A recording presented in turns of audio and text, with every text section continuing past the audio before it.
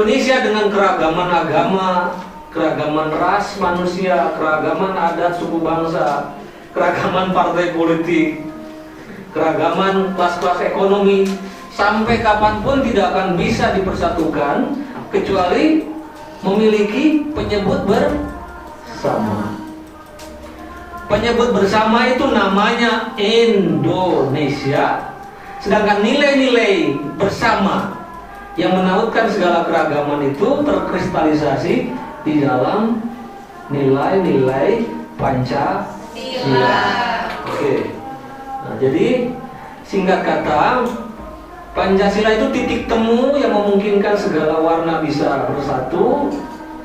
Pancasila juga titik pijak di mana hukum, perundang-undangan, kebijakan harus didasarkan pada Pancasila. Pancasila juga sekaligus titik tuju, bintang penuntun atau pedoman kemana bangsa ini harus diarahkan. Oke. Bagaimana cara Pancasila mencari titik temu dari keragaman? Itu sebenarnya persis seperti bagaimana cara Rasulullah SAW ketika hijrah dari Mekah ke Madinah dan mendapati di Mekah itu satu kenyataan kehidupan suku-suku yang tidak pernah akur, antara Aus, Khazraj dan lain-lain itu tidak pernah akur. Agamanya juga macam-macam. Di situ ada Nasrani, di situ ada Yahudi, ada Muslim, juga ada Muhajirin, ada Ansor. Nah, dan itu yang membedakan sebenarnya agama Islam dengan agama lain. Kalau agama Kristen itu ketika hadir relatif homogen, Yahudi juga, Bani Israel saja homogen. Tapi ketika Islam hadir di Madinah, segala keragaman itu sudah ada di sana. Dan Rasulullah harus mencari titik temu tadi, mencari penyebut bersama di antara keragaman masyarakat yang ada di Madinah. Maka kemudian cara yang dilakukan dalam mengelola muamalah kehidupan bersama dalam masyarakat berjemuk, Rasulullah SAW dengan mengundang segala suku-suku dan agama yang ada, membuat satu konsensus yang disebut dengan apa? Piagam Madinah, Al-Ithaq Al-Madinah. Jadi Rasulullah memimpin Madinah pertama-tama tidak langsung pakai syariah Islam, tapi lewat piagam bersama. Piagam bersama yang membuat segala kabilah-kabilah, segala agama mengikat pada perjanjian bersama dalam kehidupan publik, urusan umum. Nah, kalau kita perhatikan, apa itu moral piagam Madinah? Pertama, kalau kita perhatikan, moral Madinah itu adalah moral satu masyarakat yang menjunjung tinggi nilai-nilai ketuhanan, nilai-nilai keragaman, tetapi di dalam semangat keumatan. Coba saya tanya, arti kata umat itu sebenarnya apa sih? Ummah. Karena sekarang pengertiannya kan mulai agak menyempit. Sekarang ini kalau nyebut umat masih bagus kalau umat Islam gitu kan. Mulai menyempit. Umat zaman umatnya kan satu totalitas, satu keseluruhan. Maka Yahudi juga dikatakan bagian dari umat, Nasrani bagian dari umat. Mereka adalah ummatan wahidah, umat-umat yang bersatu.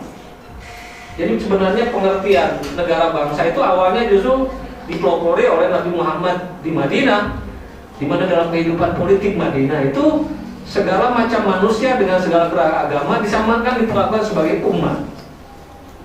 Bahkan dalam moral Madinah, pengertian umat bukan hanya berlaku bagi semua manusia. Bahkan flora dan fauna pun, tumbuh-tumbuhan dan binatang disebut sebagai umat, bagian dari umat. Bagian dari satu totalitas makhluk hidup. Karena ada bunyi, ada ayat di dalam Al-Quran, bunyinya gini: wa ma min dabatin fil ardi wala ta'irun yatiru bi janahi illa ummamun amsaluhum. Tidak ada binatang melata dan burung-burung yang mengepakkan sayapnya di angkasa, melainkan mereka juga umat seperti kalian. Makanya kalau kita umroh atau naik haji, setelah kita mengenakan pakaian ihram, dilarang dua hal, apa coba? Membunuh binatang dan menebang pepohonan, karena mereka juga apa? Umat. Tuh, betapa luasnya pengertian umat di zaman di zaman moral Madinah itu. Dan artinya di dalam masyarakat Madinah yang Yahudi silakan beragama dan beribadah menurut agama Yahudi, yang Nasrani silakan beribadah menurut agama Nasrani. Kalau yang satu diserang, yang lain membela, kecuali bagi mereka yang melanggar kesepakatan bersama, maka itu yang diperangi. Jadi Nabi Muhammad memerangi itu bukan karena alasan keagamaannya, tapi akibat pelanggaran terhadap kesepakatan bersama. Nah, jadi itu juga ketika bangsa Indonesia ingin membentuk satu dasar negara, pertama-tama dasar yang menyatukan kita apa? Bung Karno mengatakan setiap orang Indonesia hendaklah mereka yang bertuhan menurut agamanya masing-masing, tapi bertuhan dengan cara yang lapang, dengan cara yang berkebudayaan, dengan cara yang toleran, gitu loh. Jadi itulah prinsip moral Madinah pertama yang juga tersimpul di dalam moral sila pertama Pancasila, yaitu ketuhanan yang Maha Esa. Tapi meskipun dalam ketuhanan yang Maha Esa dikatakan hendaklah setiap orang Indonesia bertuhan dengan cara yang menurut agamanya masing-masing, bertuhan dengan cara yang leluasa, bertuhan dengan cara yang toleran. Nah, ini sesuai dengan moral pertama dari Piagam Madinah. Kedua, moral Madinah itu apa sih? Moral publik Madinah itu adalah satu moral publik yang menghormati, menjunjung tinggi nilai-nilai asasi manusia. Di dalam moral Islam dikatakan laqad karomna Bani Adam, seluruh anak-anak Adam itu dimuliakan. Bunyinya malah bukan laqad karomna muslimin saja, laqad karomna Bani Adam, seluruh anak-anak Adam itu dimuliakan. Makanya kan kullu mauludin yuladu alal fitrah. Seluruh anak manusia apapun, dari anak siapapun, fitrah dia, suci.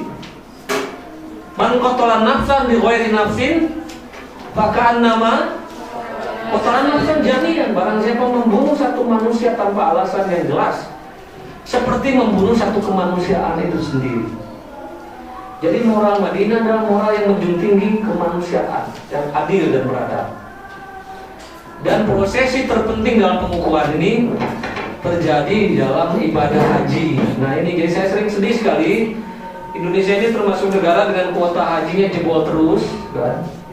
Sekarang kalau kita ingin haji, aduh gak tahu nih adik-adik ini berapa puluh tahun lagi bisa naik haji. Karena kalau nggak salah antriannya bisa sampai 20 tahunan. Tapi oke lah. Sebenarnya jantung ibadah haji itu apa? Jantung ibadah haji itu apa? Enggak. Apa ya? Pokok utama ibadah haji itu apa? Kalau umroh kan hanya di Masjidil Haram saja. Tapi kalau haji itu apa? Wukuf di Arafah. Ini al-hajjul Arafah. Haji itu adalah Arafah. Tapi apa pentingnya Arafah itu? Karena kan sebenarnya padang tandus saja. Sekarang lumayan ada penghijauan, orang Arab menyebutnya Sajaratu Soekarno. Karena ide penghijauan Arafah datang dari Presiden Soekarno. What's so important of Arafah? Sehingga itu dijadikan jantung ibadah haji. Di Arafah itulah berlangsung khutbatul wada, khutbah terakhir Nabi sebelum meninggal, yang isi khutbahnya menyeru pada 3 hal. Pada hari ini aku sucikan darahmu, hartamu, dan kehormatanmu, ad-dima wal amwal wal arad, hak hidup, hak milik, dan kehormatan. Bahwa setiap manusia berhak atas hidup, gak boleh dibunuh sembarangan. Kedua, hak miliknya tidak boleh dijarah sembarangan.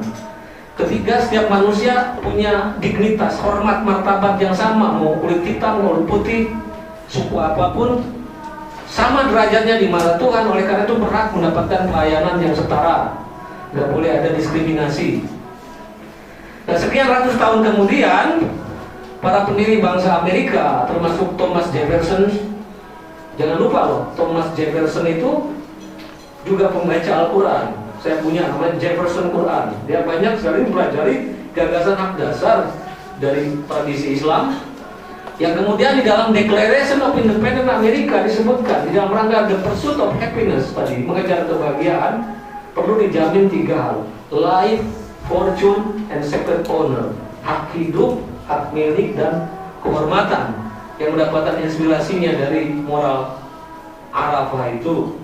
Sehingga gak heran kemudian di Mahkamah Agung Amerika dulu, Nabi Muhammad ini termasuk salah satu dari sekian banyak tokoh-tokoh dunia yang dipahat di sana sebagai teladan dari keadilan dan kemanusiaan. Kalau dulu sih ada ininya ya, ada patungnya, tapi sekarang setelah diprotes tinggal kaligrafinya saja. Oke, itu yang kedua. Jadi moral Madinah adalah moral yang menjunjung tinggi kemanusiaan.